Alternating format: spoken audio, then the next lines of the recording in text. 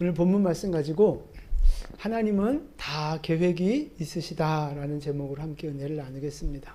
우리 제목 같이 한번 읽어볼까요? 하나님은 다 계획이 있으시다. 아멘이시죠? 네, 하나님은 다 계획이 있으십니다. 자, 우리가 지금 창세기 3장을 공부하고 있는데 뱀이 하와를 유혹해서 선악과를 따먹게 했어요. 근데 그 뱀의 유혹에 넘어가게 된 이유, 제가 지난주에 말씀드렸잖아요. 첫 번째가 뭐였어요? 그죠? 하와가 말씀을 제대로 몰랐어요. 정확하게 몰랐어요. 그게 첫 번째 이유였어요. 그래서 말씀을 제대로 알아야 된다. 자, 두 번째 이유는 뭐였어요? 그죠? 왕이 되고 싶은 욕심, 하나님이 되고 싶은 욕심이 있었어요. 그래서 선을 지켜야 되는데, 선을 지킨 영적 존재는 천사고, 선을 넘어선 영적 존재는 사탄이었다는 말씀을 드렸잖아요. 그래서 선을 지켜야 된다. 그래야 하나님이 주신 권세를 누리는 자가 될 수 있다는 말씀을 드렸어요. 자, 세 번째. 세 번째는 뭐였어요? 그쵸? 아, 역시.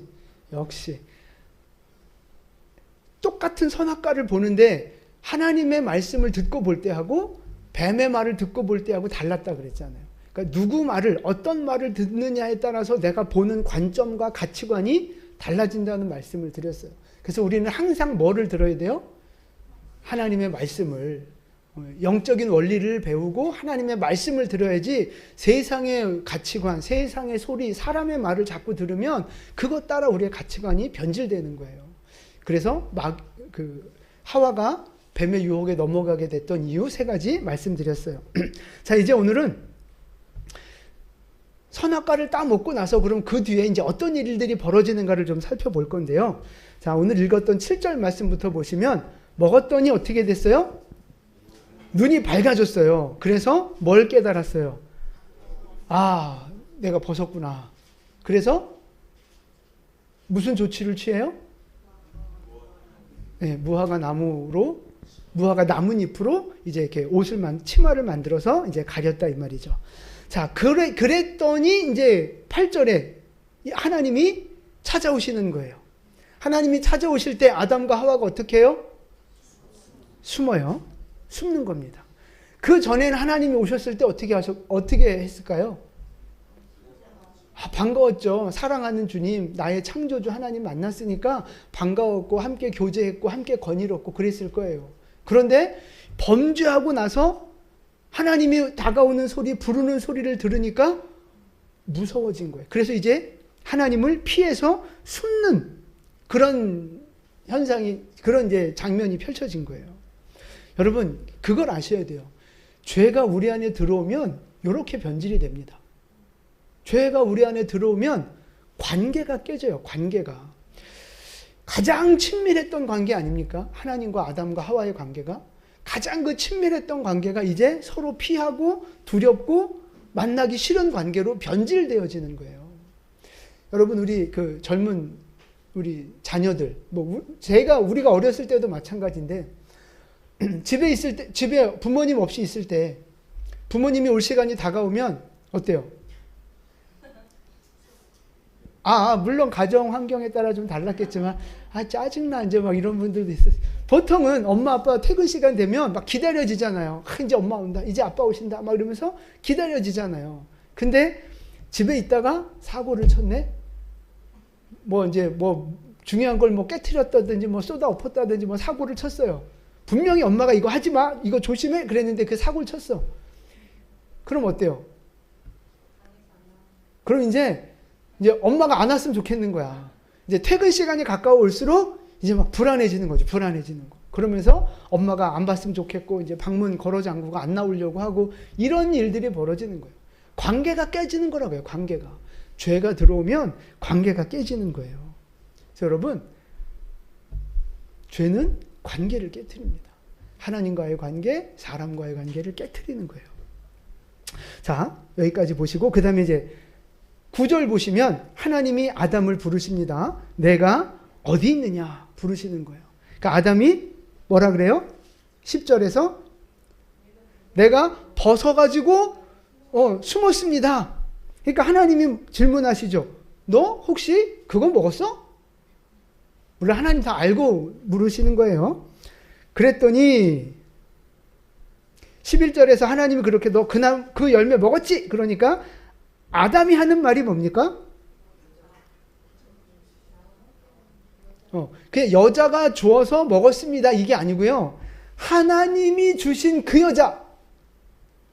처음엔 하나님이 그 여자를 주셔서 너무 감사했거든요. 내 뼈 중에 뼈요, 살 중에 살이요. 그랬는데 이제 죄가 들어오고 나니까 이제 그 여자 때문에 내가 이렇게 됐다고 핑계를 대는 거예요. 핑계거리가 생긴 거예요. 그래서 하나님이 문제라는 거죠. 하나님이 문제. 왜 이 여자를 줘가지고 이 여자 때문에 내가 이렇게 됐어요? 이렇게 되는 거예요. 여러분 이게 바로 죄의 결과고 죄의 영향력인 거예요. 핑계 댄다니까요. 근데 아담만 그래요? 하와도 마찬가지예요. 13절에 가보면 이제 아담이 하와 때문에 그랬어요 그랬잖아요. 그러니까 하와한테 하나님 물어보세요. 너는 왜 그랬냐 그랬더니 하와는 뭐라 그래요? 뱀이 나를 꼬셔갖고 그랬습니다. 그러는 거예요. 그러니까 계속 핑계를 대는 거예요. 죄가 들어오니까 죄 있는 사람의 특징이 바로 그거예요. 핑계 대는 거예요. 핑계. 여러분 죄인일수록 죄가 많은 사람일수록 어떤 특징을 갖고 있는지 아세요? 난 잘못 없어. 나는 피해자야. 쟤 때문이야. 너 때문이야. 하나님 때문이야. 계속 이런 핑계를 대게 돼 있어요. 이게 죄가 많은 사람일수록, 죄가 무뎌진 사람일수록 이런 특징을 갖고 있습니다. 여러분 원래 성경은 누구 죄를 보라 그러는 거예요? 내 죄를 보라고 하는 거예요. 내 죄를 보고 내 죄를 깨닫고 회개해야 누가 변하는 거예요? 내가 변하는 거예요. 그러니까 내 죄를 인정하고 내 죄가 깨달아져야만 회개가 일어날 수 있고 그래야만 내가 변하는 거거든요. 이게 성경이 우리에게 가르치는 명령이고 원리예요. 그런데 죄가 들어오면 마귀는 우리를 어떻게 속이는 줄 아세요? 난 잘못 없어. 난 피해자야. 쟤 때문이야? 하나님 때문이야. 그러니까 난 억울한 거야. 난 억울해. 난 피해자야. 그러니까 이 사람이 바뀔 근거가 있어요? 없어요. 나는 바뀔 이유가 없어. 바뀔 필요가 없어. 문제는 쟤니까. 문제는 하나님이니까. 쟤가 바뀌어야지. 하나님이 바뀌어야지. 남편이 바뀌어야지. 아내가 바뀌어야지. 저 인간이 바뀌어야지. 나는 피해자야. 이렇게 되는 거예요. 마귀가 우리를 속이는 전략입니다. 성경은요. 내 죄를 지적하는 거예요. 내 죄를 깨닫는 게 바로 복음입니다. 여러분 이 말씀 앞에서 오늘 우리가 우리의 모습을 좀 점검해 보셔야 되는 거예요. 혹시 내 안에 이런 모습이 있지 않는가? 첫 번째, 자꾸 핑계대는 거죠. 핑계대는 거. 그러면서 나는 잘못 없어. 나는 피해자야. 이런 사람은 평생 변할 수가 없어요, 여러분. 난 피해자인데 내가 왜 변해? 이거 심각한 문제입니다. 심각한 문제. 또 하나님하고 관계가 어떠냐 하는 거예요. 여러분 지금 하나님하고의 관계. 교회 오는 것이 즐겁고 성경 읽고 싶고 기도하고 싶고 하나님 만나고 싶고 여러분 이런 마음으로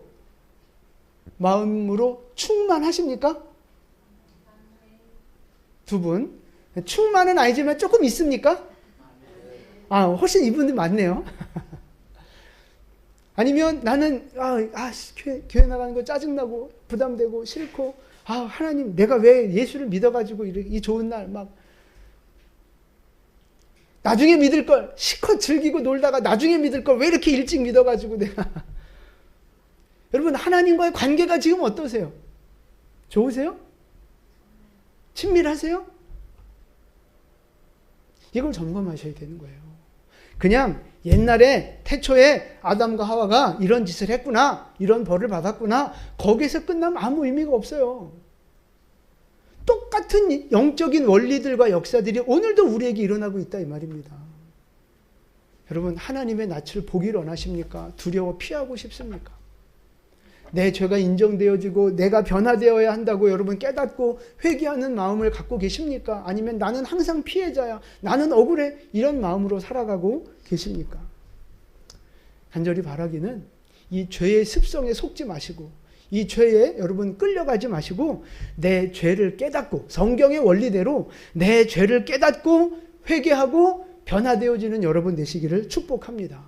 그래서 하나님과의 친밀한 관계를 회복하고 다시 예수 안에 있는 복, 예수 안에 있는 복, 예수 안에 있는 복, 꼭 이렇게 눈치를 줘야만 예수 안에 있는 복을 받아 누리는 행복한 신앙생활하는 여러분 되시기를 축복합니다. 자, 그리고 이제 하나님이 질문을 던지신 이후에 본격적으로 저주가 시작이 돼요. 자, 14절 말씀 보시면 누구를 먼저 저주합니까? 뱀을 먼저 저주하는데 14절 같이 읽어볼게요.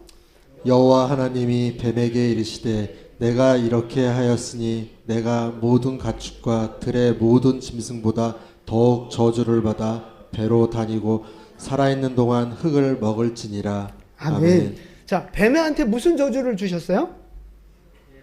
배로 다녀라. 흙을 먹어라. 그 다음에 이제 15절에 있는데 이건 나중에 살펴보고요. 자, 첫 번째 생각해 보세요. 뱀한테 흙을 먹으라 그랬어요. 흙. 그럼 뱀이 지금 여러분 흙 먹고 살아요? 뱀이 흙 먹나요? 뱀꿀 파면서 그 흙 먹고 사는 건가요? 아니에요. 뱀 흙을 먹지 않아요. 흙 먹는 존재가 있어요. 누구예요? 지렁이는 흙을 먹어요. 근데 오늘 뱀이란 말이에요. 근데 왜 뱀은 분명 토끼 잡아먹고 쥐 잡아먹고 막 이러는데 왜 흙을 먹을 것이다, 흙을 먹어야 된다 이렇게 말씀하셨을까요? 여기서 흙은 뭘 말하는 거예요? 여러분, 흙으로 무엇을 만들었어요? 사람을 만들었잖아요. 19절 가보세요. 19절 같이 봉독합니다. 내가 흙으로 돌아갈 때까지 얼굴에 땀을 흘려야 먹을 것을 먹으리니 내가 그것에게 취함을 너는 흙으로 돌아갈 것이라 하시니라. 아멘. 아담과 하와 인간은 흙으로 만들었어요. 그래서 흙으로 돌아가야 되는 존재인 거예요. 오늘 뱀 보고 먹으라고 한 흙은 영적인 해석인데 사람의 영혼을 잡아먹는 존재가 된 거예요. 마귀가 지금도 삼킬 자를 찾아 누구처럼? 우는 사자처럼 돌아다닌다 그랬잖아요. 삼킨다니까요. 뱀이 바로 그런 존재인 거예요. 사람의 영혼을 사냥하고 사람의 영혼을 죽이는, 그게 바로 뱀이 하는 일이라 이 말입니다. 자, 그 다음에 배로 다니라 그랬어요. 너는 이제부터 배로 다녀라. 그럼 그 전에는 어떻게 다녔을까요? 뱀이? 다리가 있었을까요? 아니면 그 전엔 등으로 다녔나?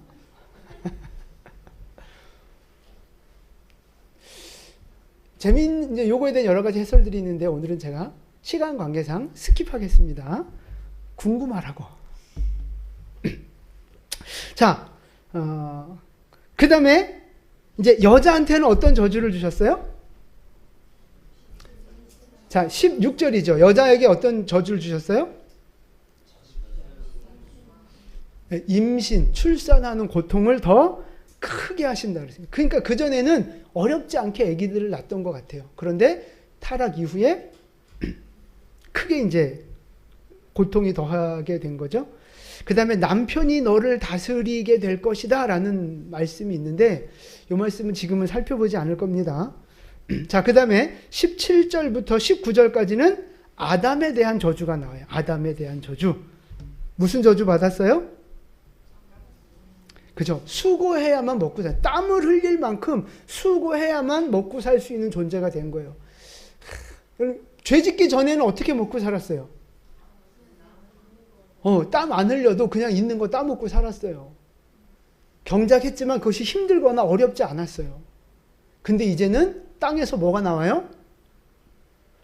18절 보니까 땅에서 가시덤불과 엉겅퀴가 나오고 땅이 저주를 받아서 이제는 힘들게 일해야만 먹고 살 수 있는 그런 삶이 된 거예요. 그리고 아까 읽었던 19절 말씀처럼 이제 죽음이라고 하는 저주가 우리에게 다가오게 된 거죠. 자, 그래서 범죄한 이후에 이제 이 아담과 하와와 뱀이 저주받은 내용을 살펴봤는데 여러분 요 3장을 키아즘 구조로 제가 다시 한번 정리를 해봤는데 이렇게 돼 있어요. 교차 병행 대꾸법이라 그래서 키아즘 구조가 처음과 끝 이렇게 병행되는 내용들을 넣어놓고 가운데다가 가장 중요한 핵심을 넣어놨거든요. 그래서 아담을 부르셨고 아담을 저주했고 여자를 부르셨고 여자를 저주했고 그 가운데 있는 핵심적인 메시지는 뭐예요? 뱀에 대한 저주입니다.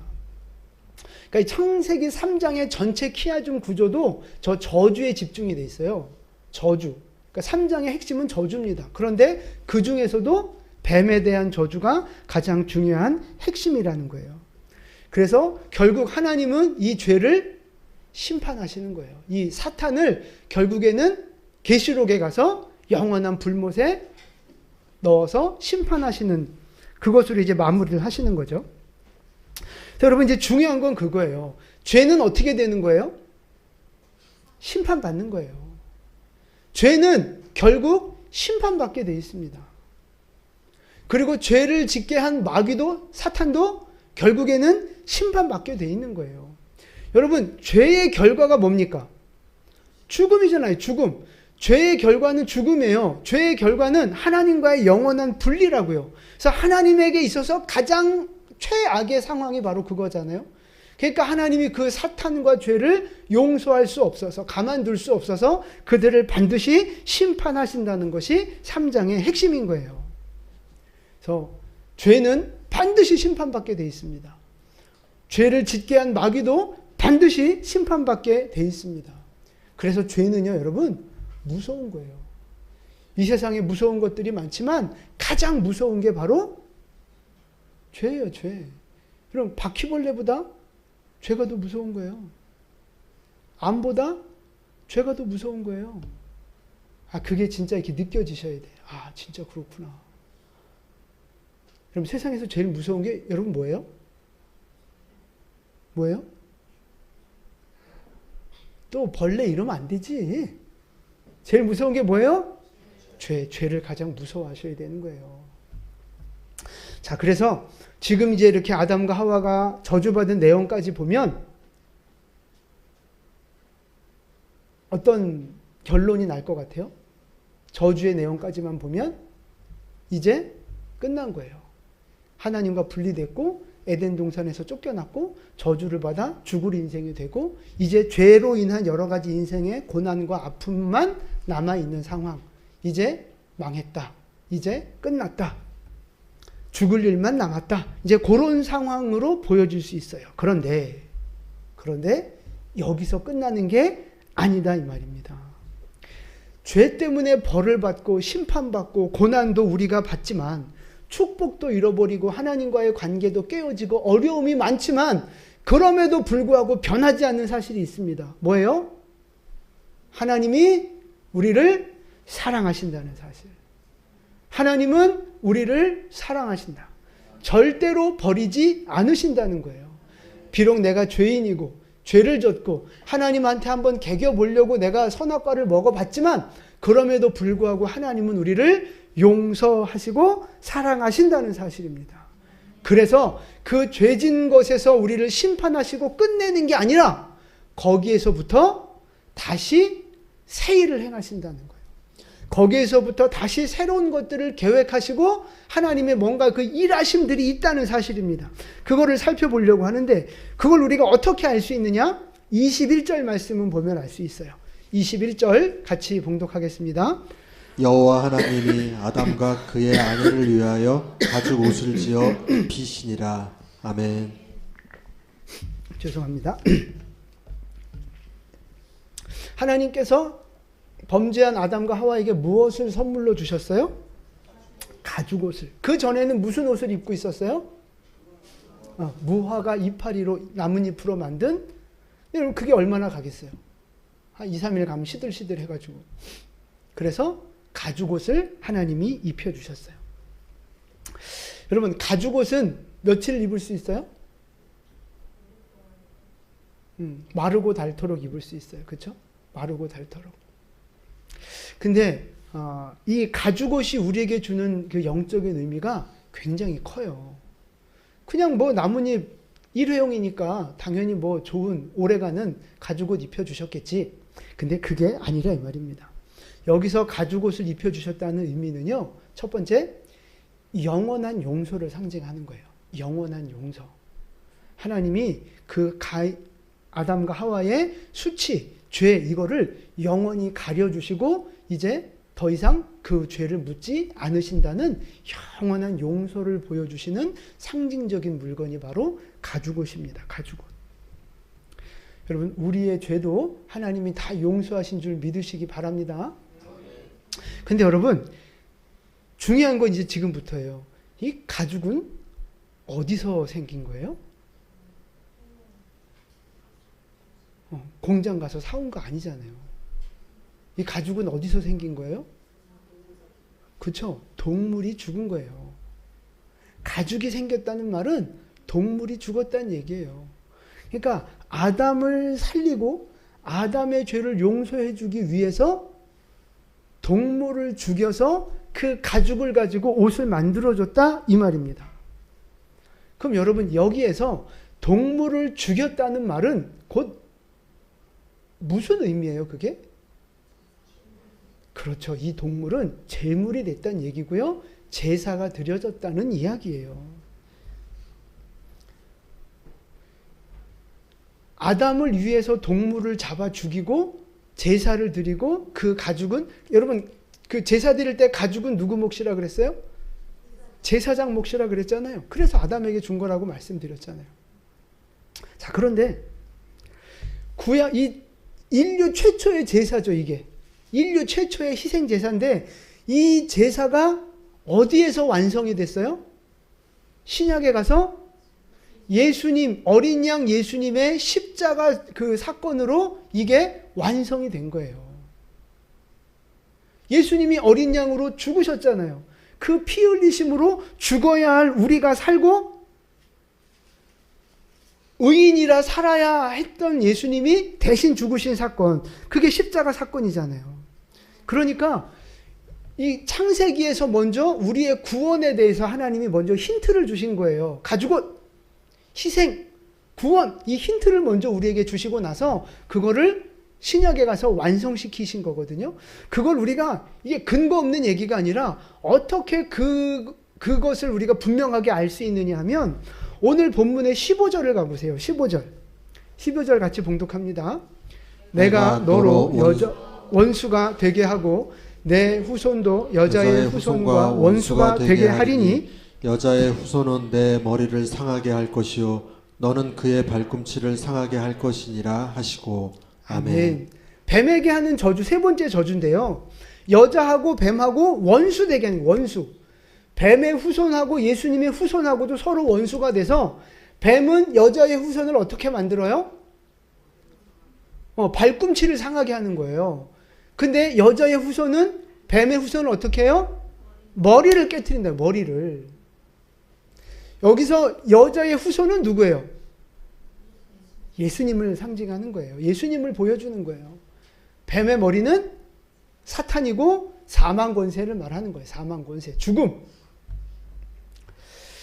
그러니까 결국 이 15절의 말씀은요, 결국에 예수님이 이 땅, 여자의 후손으로 예수님이 이 땅에 오셔서 뱀의 권세, 사망 권세, 죽음 권세를 깨트리고 우리에게 영원한 생명을 주시겠다는 약속을 미리 보여주는 거예요. 그래서 그러니까 이 15절 말씀이 뱀한테는 어마어마한 저주인데, 그죠? 뱀의 머리가 깨진다는 얘기잖아요. 어마어마한 저주인데 우리에게는 뭐예요? 복음인 거예요. 복음. 우리에게는 구원이고 생명을 약속하시는 복음이라고요. 기쁜 소식, 복음.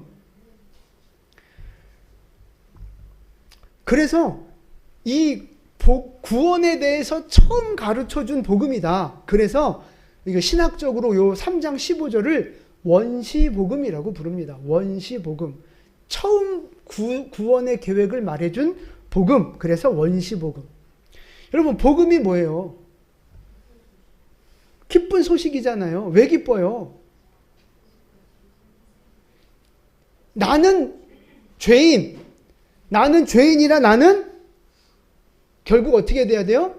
죽어야 돼요. 저주를 받고 고통 가운데 죽어야 된다고. 영원한 지옥이에요. 그런데 하나님이 나를 사랑하셔서 예수님을 보내주시고 예수님을 십자가에 죽게 하시면서 나한테 있던 죄가 예수님한테 덮어 씌워진 거예요. 그래서 그 죄 때문에 예수님은 죽고 나는 죄가 없어졌으니까 살게 된 거라고요. 이게 구원의 원리고 이게 복음이라 이 말입니다. 원래는 내가 죽어야 되는데 예수님이 대신 죽고 나는 사는 거예요. 그런데 예수님이 우리의 죄 때문에 죽으셨지 본인 죄 때문에 죽으셨어요? 아니에요. 그러니까 원칙적으로 사망은 예수님을 죽음 가운데 묶어둘 수 없는 거예요. 그래서 무슨 일이 벌어졌어요? 사흘 만에 부활하게 되신 거예요. 예수님의 죄가 아니라 본인의 죄가 아니라 우리의 죄를 대신 짊어지고 대신 죽으셨기에 사망 권세가 왕노릇할 수 없어서 예수님은 결국 부활하셨다 이 말입니다. 그래서 우리도 이 진리를 믿는 우리도 살고 예수님도 사시고 예수님이 부활하신 것처럼 결국 우리도 부활하게 될 줄로 믿습니다. 여러분 이게 바로 복음이에요. 이게 바로 복음. 근데 여러분 이제 중요한 건 이 진리를 믿는 사람들이 구원받은 사람인데 저와 여러분들인데 이제 중요한 건 그거예요. 이 원시 복음, 이 복음이 선포된 시점이 언제입니까? 복음이 언제 선포됐어요? 몇 절이에요? 15절이라 그랬잖아요. 여러분 너무 이 설교에 너무 빨려 들어가지고 지금 정신줄 놓고 있는 거 아니시게요? 몇 절이에요? 3장 15절에 지금 원시 복음이 들어가 있잖아요. 그런데 아까 키아즘 구조 보셨지만 지금 뭐를 받고 있는 상황이에요? 저주를 받고 있는 상황이라고요. 죄 때문에 저주를 받고 있는 상황, 그 가장 핵심적인 상황 속에서 원시 복음이 딱 선포가 된 거예요. 그러니까 죄로 인한 저주와 심판을 말씀하시는 그 가장 중앙에 구원을, 생명을 하나님의 계획하심을 보여주고 있다 이 말입니다. 여러분 우리가 죄를 지었으니까 죄의 결과는 뭐예요? 여러분 죄를 지으면 벌을 받아요 안 받아요? 죄의 대가는 뭐예요? 사망이에요. 근데 여러분 이제 요거를 좀 구분을 하셔야 돼요. 죄의 대가는 사망입니다. 죄의 대가는 죽음이에요. 그럼 죄 지었으니까 벌 받는 것이 죽음으로 벌 받는 거예요? 그게 아니에요, 여러분. 그 차이가 있어요. 예를 들어 예지가 남자친구 만나려고 예쁘게 보이려고 엄마 다이아 반지를 이제 이렇게 몰래 끼고 나갔어요. 좀 모르셨어요? 하나 없어진 거? 다이아 반지를 끼고 몰래 나갔는데 예지가 그걸 잃어버린 거예요. 1,000,000원짜리인데. 나중에 권사님이 그거를 발견했어. 아니 인연이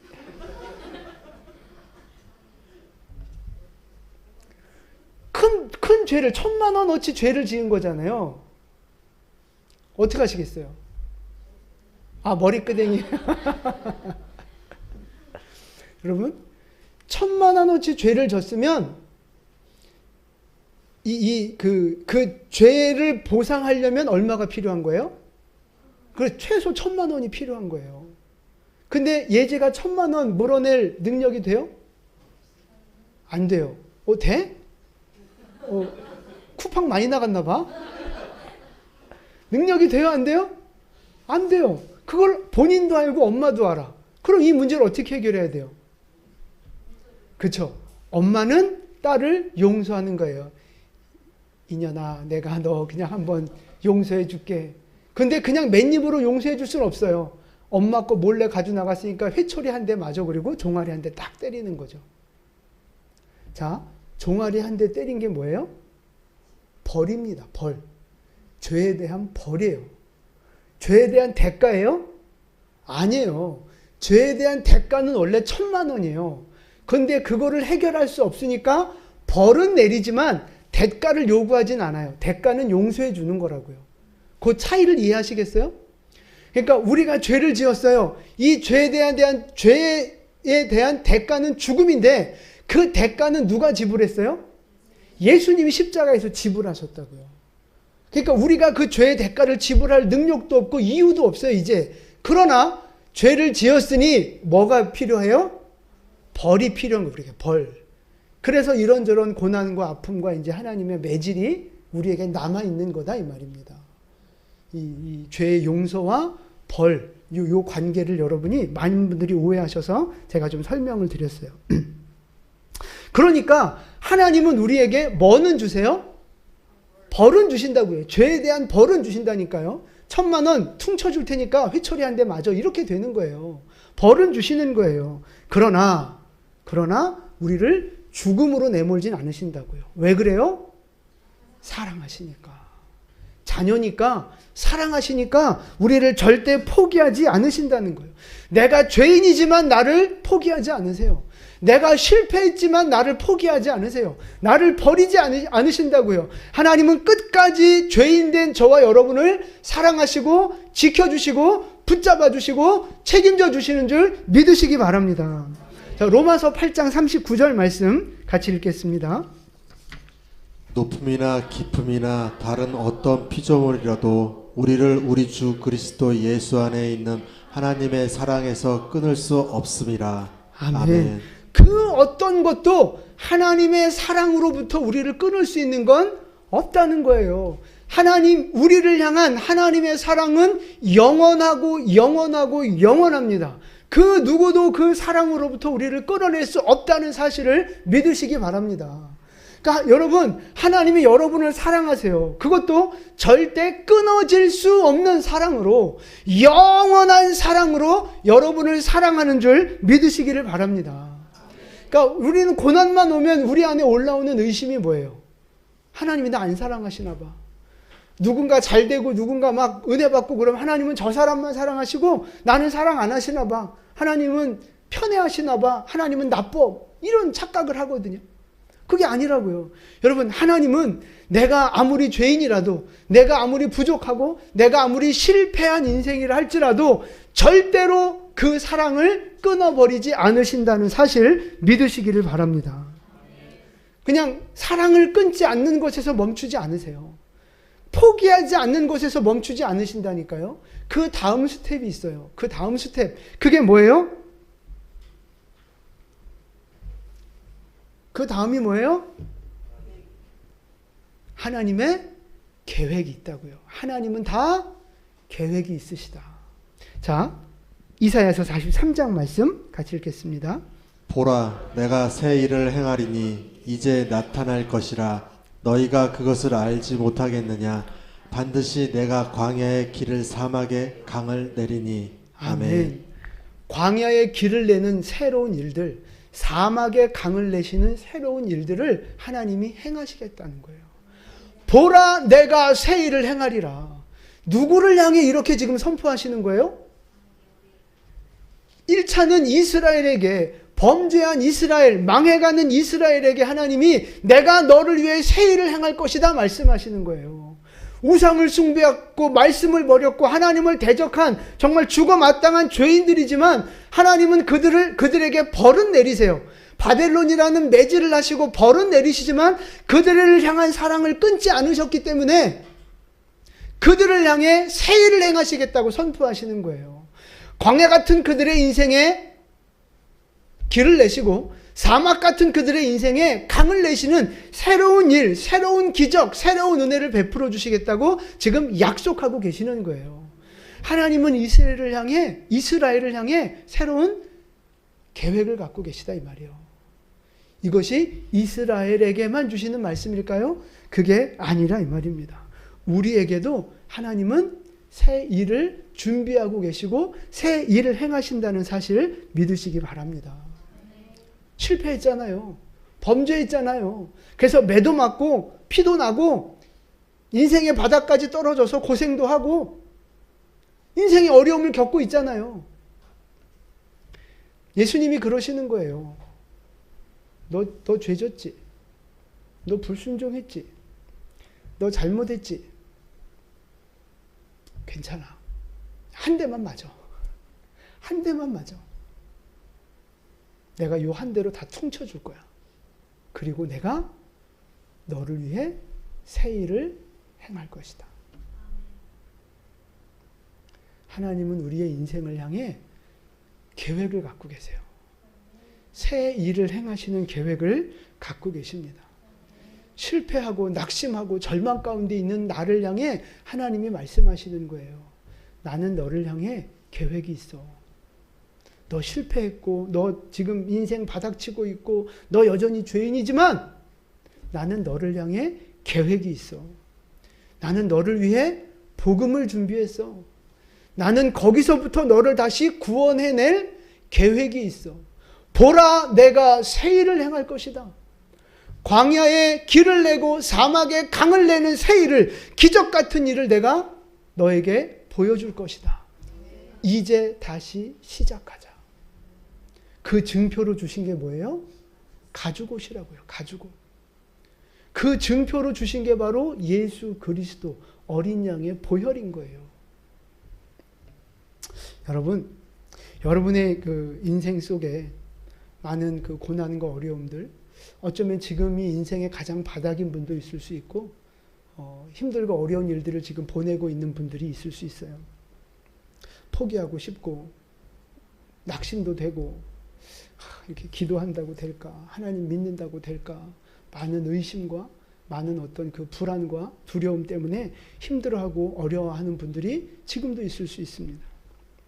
그래서 인생이 너무 힘드니까 하나님이 나를 사랑하시지 않는가? 하나님이 나를 버리셨나? 뭐 이런 의심도 하고 마음이 생각이 여러 가지로 복잡한 분들이 있을 수 있어요. 근데 오늘 이 가죽옷을 우리에게 보여주시면서 하나님이 우리에게 말씀하고 싶으신 거예요. 너 괜찮아. 네 실패한 거, 네 실수하는 거, 네가 죄 짓는 거, 내가 그거 몰랐을 것 같아? 내가 그거 모를 것 같아? 다 알아. 근데 괜찮아. 네가 이 가죽옷만 입으면 돼. 네가 예수 보혈만 믿으면 돼. 네가 예수 믿고 이 말씀대로 순종만 하면 돼. 그러면 내가 너를 향해 계획하는 일들이 있는데, 내가 너를 향해 새 일을 준비하고 있는데 내가 그것을 너에게 보여줄 거야. 내가 너를 향한 새 일들을 나타내 줄 거야. 이렇게 말씀하고 계시는 거예요. 아담과 하와에게 주셨던 이 원시 복음이 오늘 우리에게도 주시는 복음이라는 사실입니다. 가장 그 심판의 그 가장 정점에서 축복과 구원을 약속하신 것처럼 하나님은 인생의 가장 바닥을 치고 있고 가장 인생의 어려운 시간을 보내고 있는 우리를 향해 우리에게 다가오셔서 말씀해 주시는 거예요. 내가 새 일을 행할 것이다. 내가 너를 향해, 내가 너를 위해 준비한 것이 있다. 이제 이 가죽옷을 입고 이제 예수의 피를 묻히고 이제 이 말씀의 은혜 가운데 나와서 나랑 같이 다시 시작하자 말씀하시는 거예요. 오늘 하박국 선지자의 기도로 오늘 말씀을 좀 마무리하려고 합니다. 같이 읽겠습니다. 여호와여, 내가 주께 대한 소문을 듣고 놀랐나이다. 여호와여, 주는 주의 일을 이 수십 년 내에 부응하게 하옵소서. 이 수년 내에 나타내옵소서. 진노 중에라도 긍휼을 잃지 마옵소서. 아멘. 아멘. 마지막 문구를 보세요. 진노 중에라도 긍휼을 잊지 마옵소서. 이스라엘이 범죄하고 망해가는 그 상황, 하나님의 벌을 받고 심판을 받고 있는 그 상황에서 하박국 선지자가 절규하며 기도하는 거예요. 하나님, 이 심판 우리가 피할 수 없는 거 압니다. 이 매를 우리가 피할 수 없는 거 압니다. 주님이 너무 진노하셨고 우리가 너무 범죄했기에 내가 이 매를 피할 수 없다는 사실 압니다. 그런데 주님, 그렇게 진노하시더라도 긍휼을 거두지 마십시오. 그렇게 주님 아무리 화가 나시고 분노하시고 매질하셔도 괜찮으니까 긍휼을 잊지 마옵소서. 그렇게 기도하는 거예요. 여러분, 이것이 그냥 하박국의 기도로 끝나는 것이 아니라 바로 우리 하나님이 그런 분이에요. 진노 중에라도 긍휼을 잊지 않으시는 분입니다. 심판하고 죽일 것처럼 매질을 하시는 그 상황 속에서도 구원을 약속하시잖아요. 새로운 일들을 계획하고 계시잖아요. 내가 새 일을 해내겠다고 말씀하고 계시잖아요. 우리 하나님은 바로 그런 분입니다. 진노 중에라도 긍휼을 잊지 않으시는 분이에요. 내가 범죄했고 내가 실패했고 내가 하나님을 떠나 살아왔고 그랬어도 괜찮다니까요. 하나님이 그 종아리 때리는 매는 내가 피할 수 없을지 몰라도 그 진노 중에라도 하나님은 우리에게 긍휼을 잊지 않으시는 분입니다. 여러분, 그 하나님을 믿고 바라보시고 이 하박국의 기도가 바로 우리의 기도가 되어지기를 축복합니다. 주님, 저 맞아도 싼 거 압니다. 주님, 제가 잘못한 거 압니다. 주님, 제가 연약하고 부족해서 오늘 이렇게 인생을 힘들게 만들어 온 것도 압니다. 그런데 주님, 긍휼을 잊지 마십시오. 긍휼을 잊지 마십시오. 이 하박국의 기도가 오늘 우리의 기도가 되어져서 내 죄와 연약함을 깨닫고 여러분 돌이키시고 회개하시고 나를 바꾸시는 은혜가 있기를 축복합니다. 자꾸만 남 핑계, 하나님 핑계, 환경 핑계 대지 마시고요. 그러면 변화가 없어요. 그러면 하나님의 축복 안으로 들어올 수가 없어요. 내 죄를 보셔야 돼요. 내 약함을 보셔야 돼요. 내 한계와 내 부족함을 보셔야 돼요. 그래서 하나님 앞에 나를 바꾸어 나아갈 때 예수 안에 있는 진짜 행복, 나를 향해 새 일을 준비하신 하나님의 그 기적과 은혜와 축복을 경험하게 될 줄로 믿습니다. 우리 모든 성도님들 그런 은혜와 축복을 누리는 주인공 되시기를 예수님의 이름으로 축원을 드립니다. 아멘. 기도하겠습니다.